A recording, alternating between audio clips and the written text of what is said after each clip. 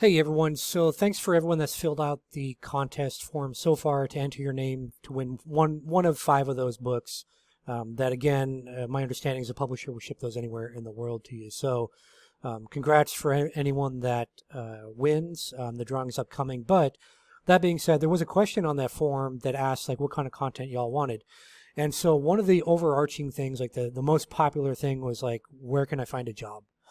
Right? I'm trying to find a job, can't find a job, etc. So I'm going to focus this mostly on the U.S. market because that's what I know. Obviously, I'm in the United States, but the information is applicable across the world, honestly, with some variations on that. So I'm going to talk about 3 different ways that are not LinkedIn, that are not Indeed or any other job website like that. I want to talk about places you can potentially find jobs. It's going to take a little bit of work on your part, but you can find those jobs potentially that are open that don't have a lot of competition. Like if you apply for something on LinkedIn, there's probably thousands of people applying for the same job, and that's why you don't hear anything back. But if you do it this way with some of the ways I'm showing you, you could potentially find a job that's open right now that has very few people applying for it because nobody knows about it because it's not posted on LinkedIn or any other job board. And you can apply for it. And even if you're not fully qualified for it, you could potentially get an interview and get that job. Whereas if you just try LinkedIn, which in my opinion is a lazy way, then you might spend the next couple of years trying to get your first job. So that all being said, first spot I would go if I was trying to get a cybersecurity job is I would go to the big conference websites and look at their sponsor company list. So I've pulled up Black Hat USA here, and literally they've got all these companies listed here. Now, these titanium level companies, these are going to be your really big companies, right? You see CrowdStrike's listed here. So I wouldn't start with those because those are companies like everybody knows about, right? So there's going to be thousands of people applying for the same job. So you're basically would just be repeating the same mistake if you did it that way. Instead, you'll notice here they've got like a silver plus, gold, some of these lower tier levels of sponsorship. Those are going to be your startup companies. Now, it doesn't mean that all these companies still exist, but I think this is a list from 2024, and I'm filming this shortly after Black Hat and the other conferences in Vegas. So in theory, all these companies still exist right now, assuming they still get funding and stuff. So what you could do is you can literally, again, it takes some work, but you would have to go look up these companies, go to their website, look at their career page, see if they got an opening, and don't just look for like SOC analyst, incident response, pen tester, whatever.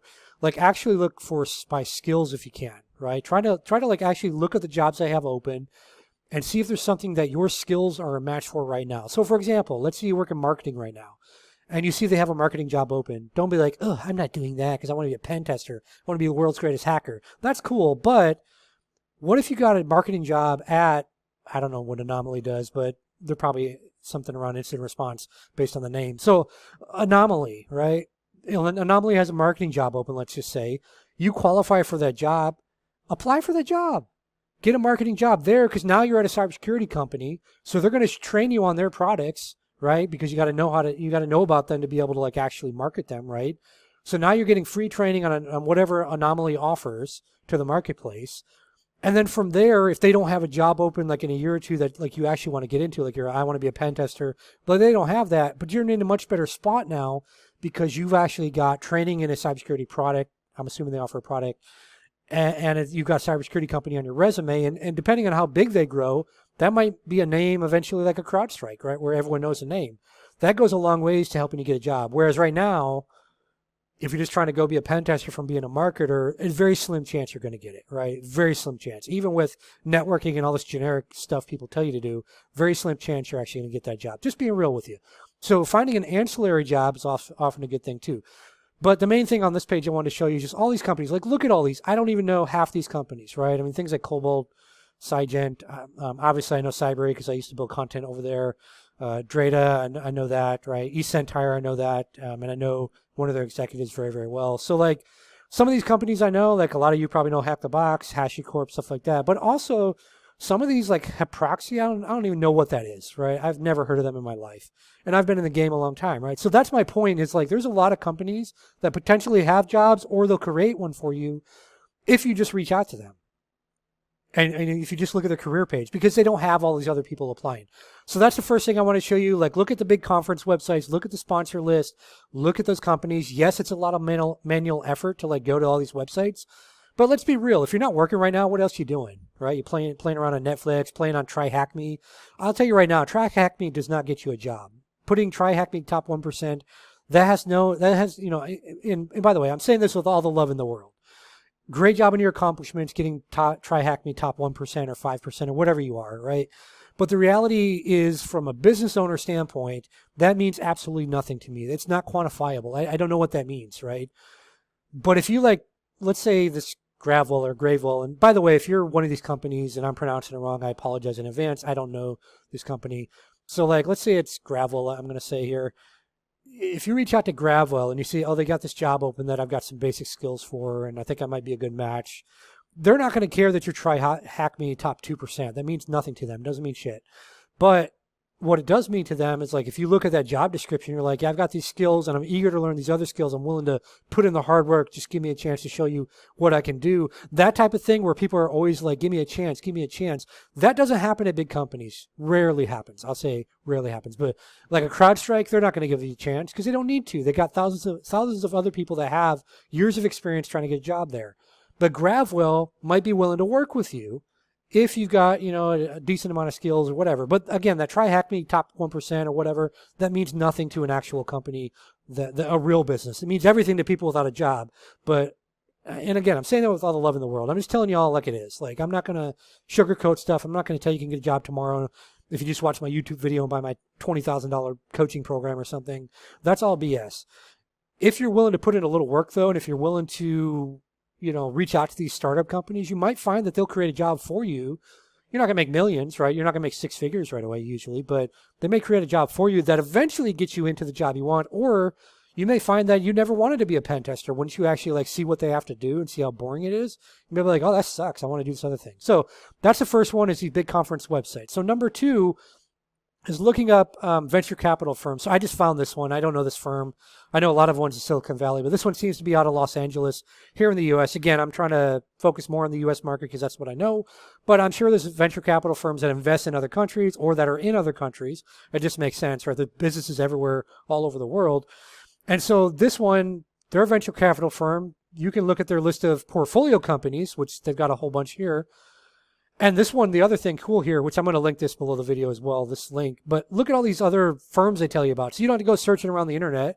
They're literally telling you, and they're telling you what stage too, right? So these are more your startup investments, right? So early stage companies. This one also does seed round and stuff. So those very early rounds.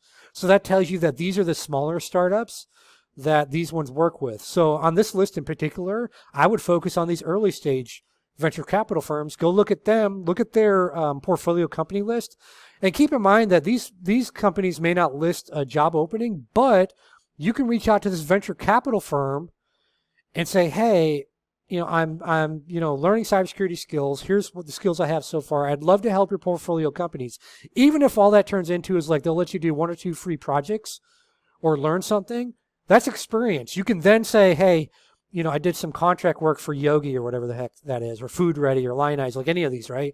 That's experience. That's a lot better than you doing some free effing internship someplace, right? You can potentially get jobs because these are startups. They don't have a lot of money. But if you come through the venture capital firm and they're like, yeah, we want you, because the VC firm might hire you. They might be like, yeah, we actually need somebody cyber that can kind of advise on these companies, at a basic level as we bring in more portfolio companies. There's your job, right? Yeah, it's not pen testing. Who cares? That's a job. It pays your bills. Who cares, right? Get over yourself. So the last thing I want to show you, besides the venture capital firms, and that's a really good resource, by the way, because people don't think of that one. Well, the third thing is your friend ChatGPT. So what I did here is I just was like, hey, I want to get a list of companies in my local area. So I started with San Francisco. I said 40 businesses. You could do 100. You could do whatever, right? Now, I did say at least 5 employees. Why did I say that? Because I want someone that's not like a online coach that's one person and they have no money, right? I want a business that's maybe got some venture capital or angel investor backing, or someone that's bootstrapped their business enough to be able to hire 5 people. That tells me they got enough money to possibly hire me, or even just hire me on a 1099 contract. So 1099 here in the US, I don't know what contracts over in other countries might be, but even through a website like Fiverr, a small company like this with at least 5 employees could potentially have the budget to hire you for some projects, right? So that's what I did here. Obviously, a lot of these companies are the big companies because it's San Francisco I picked. But there's other ones like Coupang. I don't even know what this is, but it says e-commerce, right? So it'll give you a list of companies. Then you can go look up those companies, right? I did the same thing here for, by the way, if you're from India and I pronounced this city wrong, let me know, but I think it's pronounced Pune or Pune. Could be something totally different. So if I pronounce it wrong, again, apologies in advance. I'm not an expert on everything in the world, but you see here, even there, right? No matter where you are in the world, ChatGPT, and this is a free version I'm using on purpose, ChatGPT could give you a list of companies in that area that have a presence, right? There's auto, I mean, like all these different industries you don't think about. And most of these places are not going to be posting jobs on LinkedIn. I mean, obviously KPMG, Deloitte, right? The big consultancies will. But a lot of these other ones probably don't. I mean, I don't know how big some of these companies are. They probably don't post on LinkedIn because they don't have the money to, right? Or they don't want to get 10,000 applications for a single job.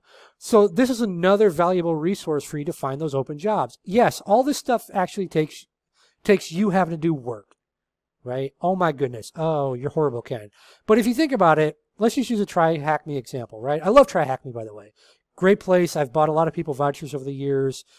Josh, who many have seen me talk about in the past on LinkedIn, I got him a Try Hack Me voucher years ago when he was, Josh, I apologize if you're listening. I forget. I think you're from Uganda originally.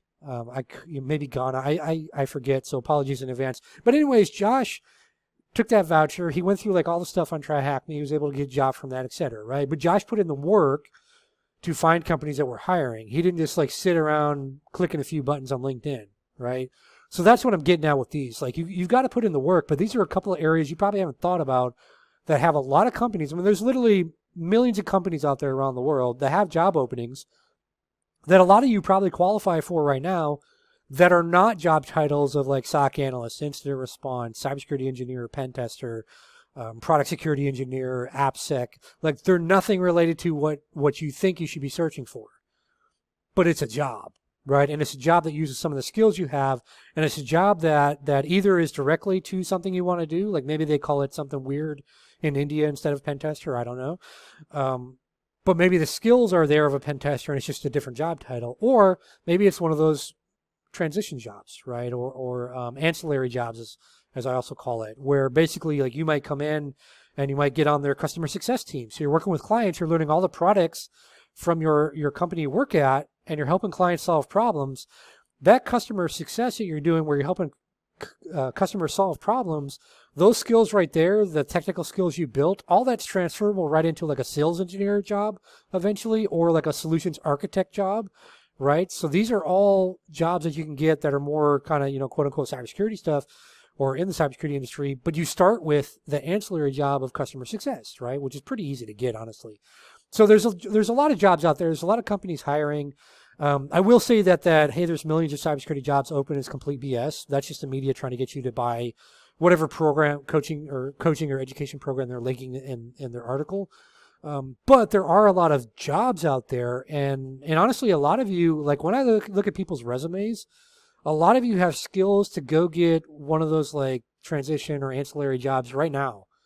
Like you literally, like there's one young woman. She was trying to do incident response. And I mean, she, let's be real, right? She had like some Try Hack Me and, kind of like a lot of people probably listening to this have like some basic, you've done Try Hack Me, maybe done some Hack the Box, but no real like actual hands-on in the workplace types of skills, right? So I was like, hey, you open to something ancillary based on your resume? I think you can do this. She was like, yeah, I just, I want to get a job. Obviously I got bills to pay. So, I connected her with someone. Long story short, she got that ancillary job. But what happened with that is she was able to build her skill set for like a SOC analyst incident response role because of what that company did with their products. And then this person I'm talking about was able to leverage that into an actual incident response position, basically a tier 2 SOC analyst position, even though she didn't have any experience as a tier 1 or level 1 SOC analyst. But because she did that ancillary job where she learned all about this company's products and became basically an expert in those products. I hate to use the word expert, but she became very good at their products. She was then able to use that as a pivot into the job she wanted eventually, right? It took a couple of years for her. But who cares, right? She was making good money in the job she was working. She was learning all the stuff. She was becoming, more known. She was networking with companies she wanted to eventually work at. All that happened because she was willing to do that transition or ancillary jobs, right? So that's my advice for those of you out there looking for a job. Use these three things to search for jobs. So again, look up big cybersecurity conferences or like cloud conferences like AWS reInvent and stuff like that. Look at their sponsor list for companies. Find the lower level, like the lower cost sponsorship levels, and look at those companies because again, those are usually the startup companies. And then from there, look at their website, see what's open. If they don't have anything open, if you can find like an email address for someone, email them like, hey, this is who I am. This is specifically what I want to do. You can't be like, I want to be incident response or pen tester. I'm willing to do anything. Don't tell them that because they'll be like, we don't know where to put you. Tell them exactly, like, look at their company, do some research, be like, okay, I think I can help your company in these areas. I don't see a job open right now, but I'd love to talk to somebody about potentially either doing some, contract projects where I can help out or even, maybe one or two free projects just to get experience and help you guys out. That's going to go a lot further than you just reaching out, spamming your resume. Give me a job. Please, I need a job. That doesn't work. But if you're specific, if you do some research on the company, if you figure out where your skills you have right now can potentially plug in, then worst case scenario, you usually can get some like one free project to help out on, but usually it's going to lead to a paid project. And it potentially could lead to an actual like full-time job, right? So that's my advice on that. So sponsor list, venture capital firms, and then of course your friend ChatGPT can give you a list of companies as well.